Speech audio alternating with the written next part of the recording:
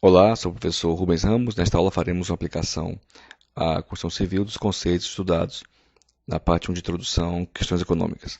Essa aula dura cerca de 6 minutos. Como vimos na aula, tratamos de escassez e eficiência, microeconomia e macroeconomia, questões fundamentais, tipos de economia, fronteira de possibilidade de produção, e o livro, texto, no capítulo 1, refere-se a essa aula. Aplicando os conceitos de escassez e eficiência, inicialmente podemos ver facilmente que os materiais para construção, como cimento, tijolo, a mão de obra disponível em certo momento, os terrenos disponíveis para construir, a tecnologia em dado momento da história e o dia, que dura 24 horas, são finitos. Então os recursos são limitados. Ao mesmo tempo, o que as pessoas precisam de estradas, residências, edificações para fins comerciais, saúde, educação, indústria, etc., são ilimitados. Então aqui temos claramente a escassez no contexto da construção civil.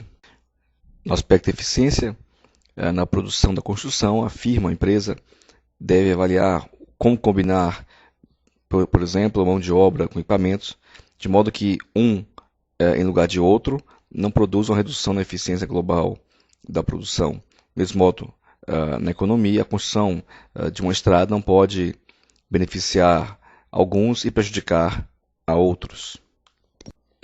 Assim, a economia da construção tenta entender como se comportam produtores, consumidores e governo para definir que bens de construção civil produzir, que são úteis à sociedade, como produzi-los, quem vai produzir e para quem será destinado os resultados da atividade da construção.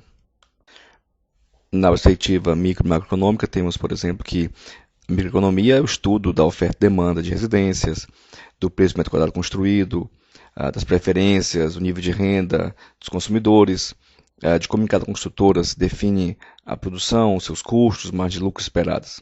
Então é a economia da empresa construtora e dos seus compradores e seus consumidores.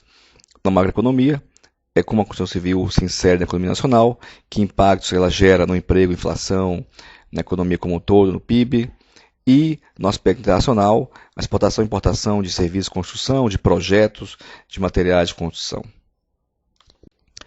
Fazendo uma aplicação, uma discussão sobre as questões econômicas fundamentais na construção civil, no campo da locação, que tipo de residências serão construídas, em que quantidade serão construídas, a definição de como produzir, quem vai produzir, se o governo vai construir, empresa estatal, construtoras, subcontratadas, que recurso utilizar, mão de obra, capital, tecnologia, terrenos, qual tecnologia será usada, concreto, aço, vai se usar gruas, pré-fabricados, etc.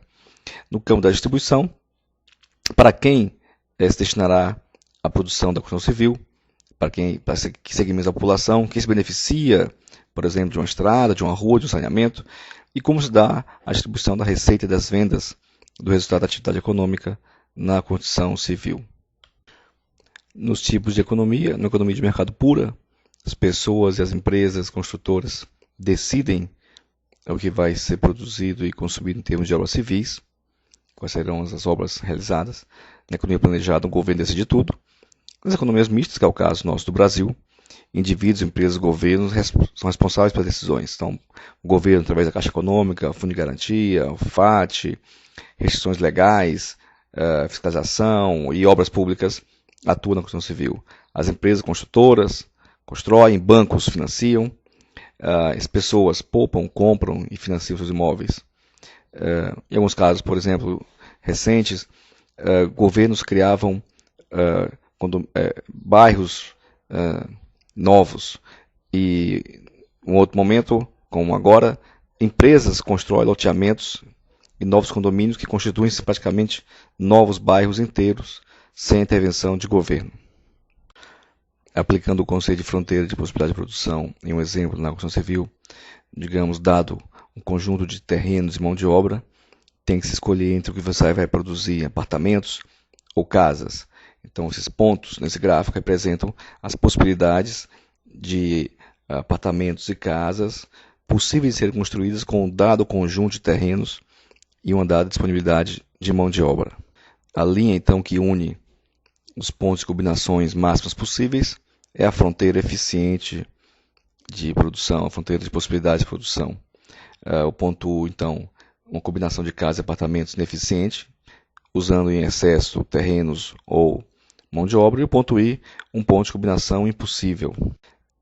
Assim, para que a combinação de casas e apartamentos do ponto U torne-se uma combinação eficiente dos recursos para um nível de produção de casas e apartamentos, deve haver um deslocamento possível naquela região que vai do ponto que vai mais ou menos do ponto C até aquele ponto entre o ponto D e o ponto E, que seria uma projeção do ponto U na fronteira eficiente das possibilidades de produção. Do mesmo modo, as possibilidades de produção do ponto I, que não é possível, seriam descendo para a fronteira de possibilidade de produção, que dá mais ou menos aí, como vemos pelo gráfico, na região entre o ponto D e o ponto E. Vimos aqui então alguns exemplos de aplicação da construção civil dos conceitos estudados. Não deixe de ler o livro e faça também você mesmo o seu exercício pessoal de aplicar os conceitos estudados à construção civil. Eu sou o professor Rubens Ramos, obrigado pela atenção.